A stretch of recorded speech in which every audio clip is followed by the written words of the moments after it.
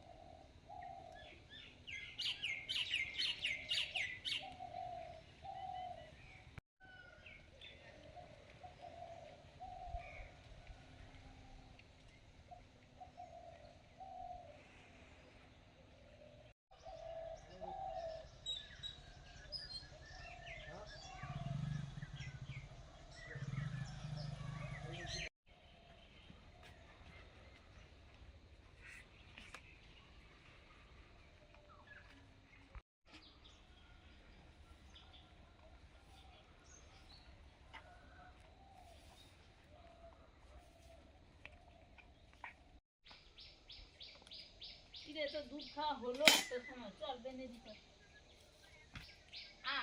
রূপা চলে আয়, আরে আর খেতে হবে না।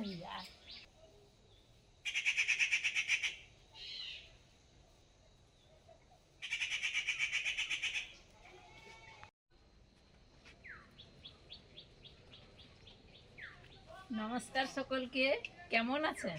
ভালো থাকুন। সকালের কুয়াশার চাদর সরিয়ে সূর্যি মামা উঠে পড়েছে, আর শীতের হিমেল হাওয়াতে চারিদিকে খেজুর রসের গন্ধ, খেজুর গুড়ের গন্ধে সকালটা যেন মম করছে। সেই সকাল থেকে উঠেই এই টুকটাক কাজকর্ম সেরে তারপরে হাত পা ধুয়ে যাচ্ছি ঘরে। এরপর কি হয় দেখা যাক। এই মুরগিটাতে কোন মুরগি আমি জানি না বাবা।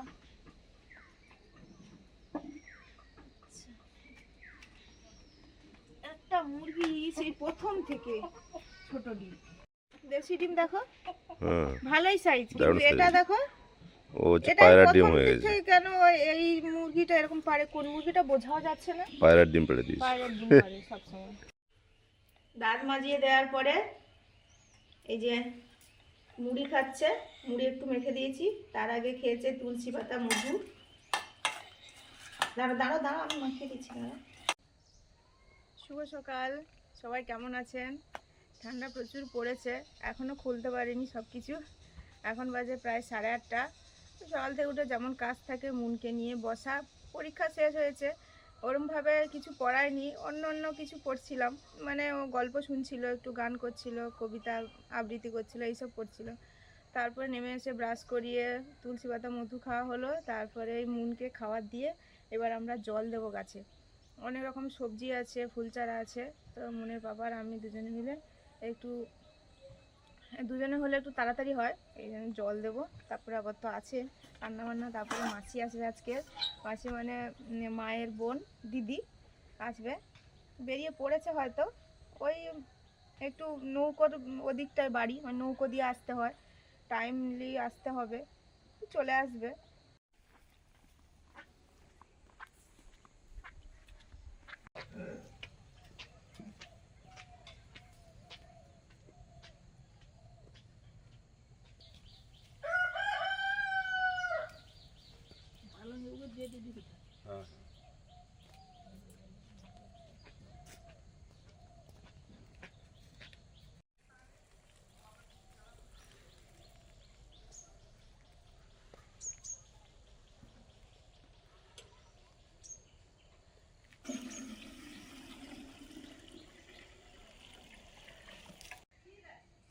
আর যদিও মানে প্রায় 5-6 কাঁদি কলা আমাদের হয়েছে, সে গাছগুলো কাটলেও পাওয়া যাবে।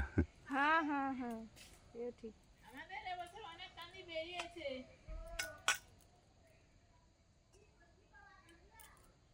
হ্যাঁ হ্যাঁ, কাটলে গেল। শাকতলাইগুলো জল দেওয়া শুরু করেছি, আর পালংটা দিচ্ছি। আমি ভাবলাম যে আজকে একটু রান্না দেয়া যাবে, ধনেপাতা আগে কেটে নিই, জল দেওয়ার পরে কাটলে সব তো শুয়ে যায়। আর প্রচুর হচ্ছে, মানে কেটে খাওয়া শুরু করলে তবে গিয়ে আবার হবে।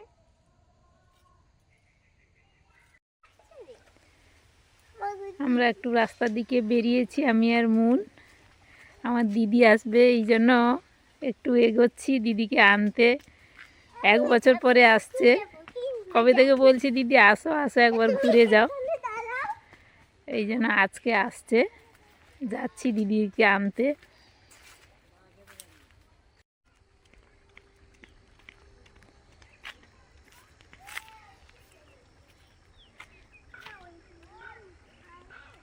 কোনগুলো গো?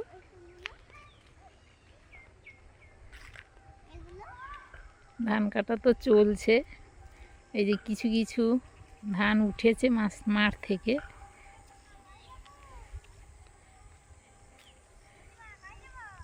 এই রাস্তার দিকে গো, এই যে ধান কাটা চলছে। এসো এসো এসো, এদিকে সরে এসো। মা ছেলে ধান কাটছো? কি খাবার নিয়ে চলে আসছো? এই যে খাবার নিয়ে চলে এসছে, রেখে দিয়ে ধান কাটছে, খাবারের সময় হলে খাবে।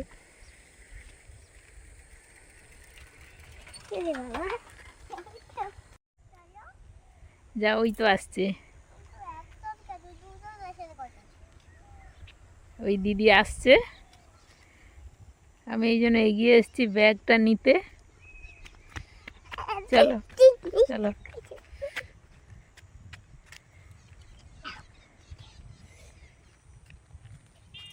দিদি আমাকে একটা ব্যাগ দাও, দাও। সেইটা কোনটা ভারী আছে দাও। বাবু বলে মা তুমি এগিয়ে যাও, আর ব্যাগটা নিয়ে আসবে, মাসি আসছে। এই তো দিদি এসে গেল, মনু টোটো আসছে, চলো।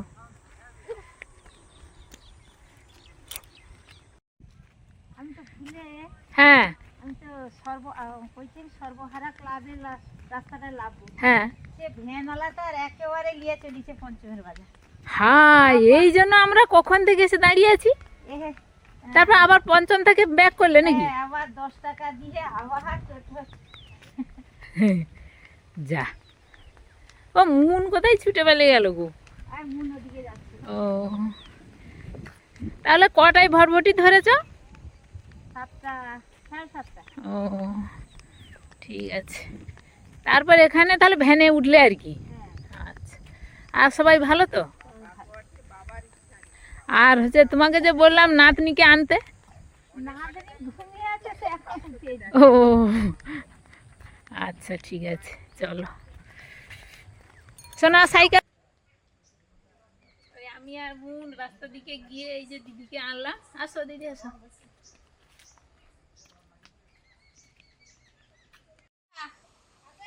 এই যে দেখো হাঁস এনেছে মাসিমণি। হ্যাঁ এসছে, ওই যে হাত পা ধুচ্ছে, এই দেখো। এই কই রে বেরো, বাবা যা ওয়েট না, ভালোই ওয়েট। এই যে দেখো, বাবা হাঁস খুঁজে খুঁজে পালিয়ে যাচ্ছে, ছেড়ে দে। হ্যাঁ আরে প্রচুর ভারীও আছে, দেখেছো? এই ধরো, হ্যাঁ তুমি ধরো তো, দেখেছো ওয়েটটা দেখেছো? আর ডানাটা দেখো যেন কি সুন্দর। হ্যাঁ কোথায় ঢাকা দিয়ে রাখলে ভালো হ্যাঁ, হবে? ঢাকা- ভালো আছো? দাও, ঢাকা দিয়ে রাখতে হবে, সেই ঝুড়ি টুড়ি ঢাকা দিয়ে রাখতে হবে, নাহলে পালিয়ে যাবে। এই দেখুন কি সুন্দর হাঁস, দারুণ হাঁস। আমাদের এখানে পাওয়া যায় না, ওই দিদিকে বলতে নিয়ে এসেছে। পাওয়া যায়, বাড়ির পাশাপাশি ঠিক দেখিনি, খুঁজেছি আর দিদিদের বাড়ির পাশে আছে, ওই জন্য। এই জন্য নিয়ে এসছে। একজনকে আনতে পারতো, মেয়েটা কেউ আসেনি সেবারে। আমি ধুবো দাও।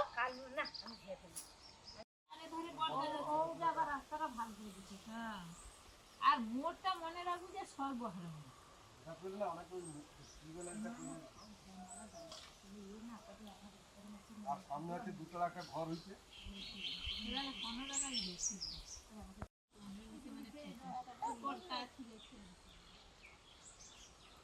সবাসন করেছো? হয়ে গেছে ব্যায়াম, না আর কি বাকি আছে? নিচে করে স্ট্রং রাখো, একবার হাঁটু ভাঁজ করবে না কোনো মতে, তাহলে একদম পড়বে না। দেখি না, ঠিক সুন্দর আছে, হয়েছে। সুন্দর আছে। 1 2 3 4 5 6 7 8 9 10 11 12 13 14 15 16 17 18 19 20। এই জবা গাছটায় একসঙ্গে দু রকমের মানে দু কালারের ফুল ফোটে, কিন্তু এই সাদা ফুলটা দেখুন। অনেক জবা গাছ মানে অনেক জবা ফুল হয় যে একটা পাপড়ি হয়তো অন্য কালার হলো, কিন্তু এটা একদম অন্য রকম, মাঝে একটু গোলাপি কালারটা চলে গেছে। ভালো হয়েছে। দেখতে দেখো কিভাবে হয়ে যায় এক একটা।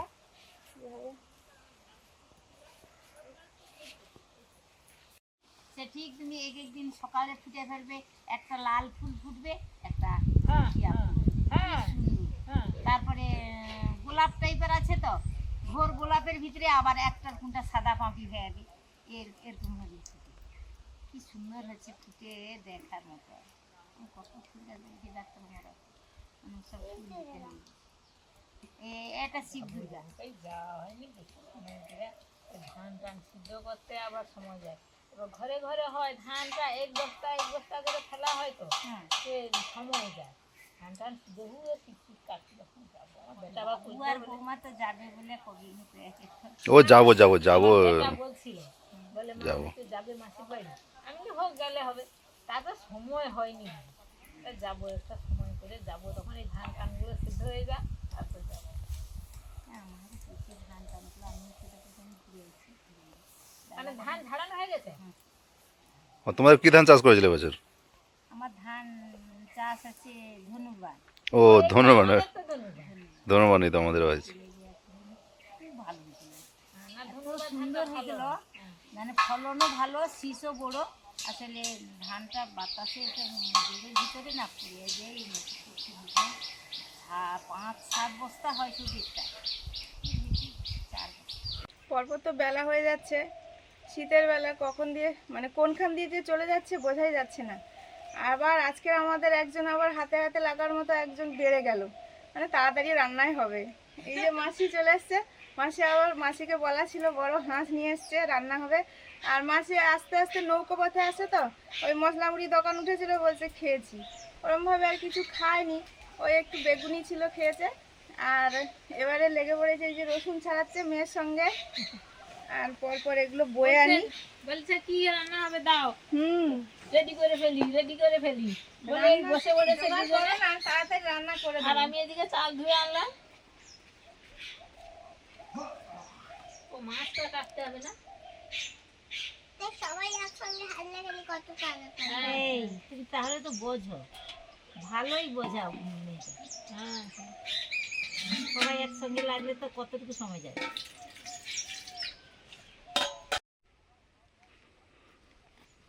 সিম তো হয়েছে বেশ, ওই কয়েকটা পেড়ে নেবো।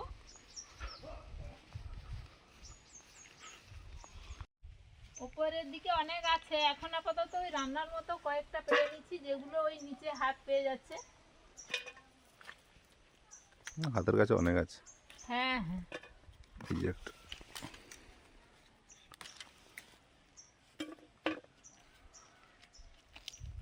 এই কচিগুলো না, কচিগুলো খেতে ভালো লাগে।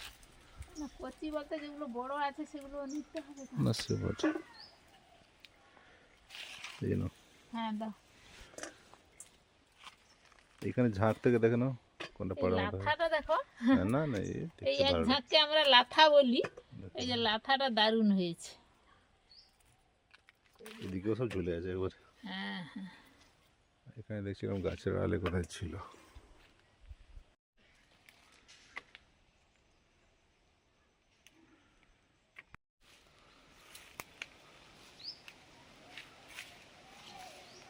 ওই দুটো খুঁটিতে অনেক আছে। হ্যাঁ হ্যাঁ, পরে সময় করে পারা যাবে তখন। রান্নার মতো কয়েকটা আপাতত তুলে নিয়েছি, পরে তখন ভালো করে তুলতে হবে। উপরের দিকে আছে বড় বড়। আমাদের যে মুড়ি খাওয়া চলছে, আমাদের মানে আমি আর মুনের বাবা খাচ্ছি। আমরা খেয়ে নিয়েছি, মোটামুটি আমি সবার। সবার খেয়েছি। আর দিদি আসতে ওই বেগুনি ছিল, বলছে আমি মুড়ি খেয়ে এসেছি, আমাকে এমনি শুধু বেগুনি দাও। বলতে শুধু বেগুনি আর খেয়েছে। মাসি কত সুন্দর করে চালতাটা ছাড়ালো। আমি তো মানে আমরা তো এমনি ছাড়িনি, এইভাবে কিন্তু চালটা ছাড়াতে হয়। চালটা এইভাবে ছাড়াতে হয়, এর বাখরা বলি আমরা এগুলোকে। এই বাখরাগুলো এইভাবে ছাড়াতে হয়, তারপর কেটে নিতে হয় পিস পিস করে। মাসি আর তাহলে আমরা আমাদের এমনি ভ্যাস ভ্যাস কেটে নিই, থেকে দিদিটা শক্তি বেশি। দিদিটা সেইভাবে ছাড়াচ্ছে।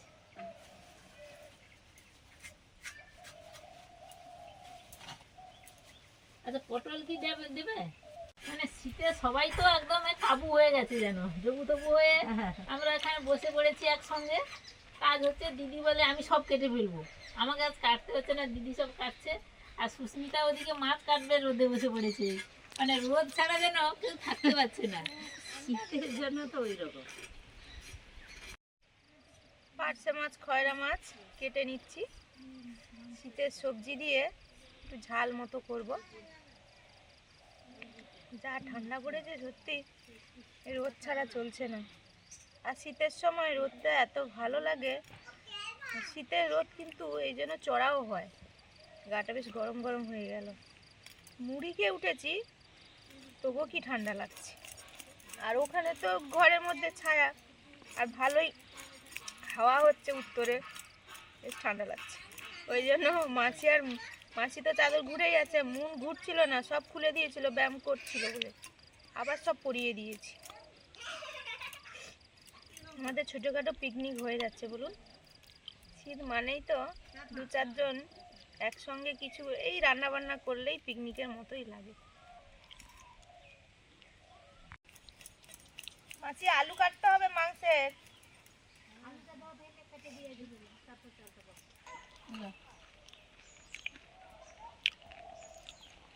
এগুলো ধুয়ে আনি দাঁড়াও।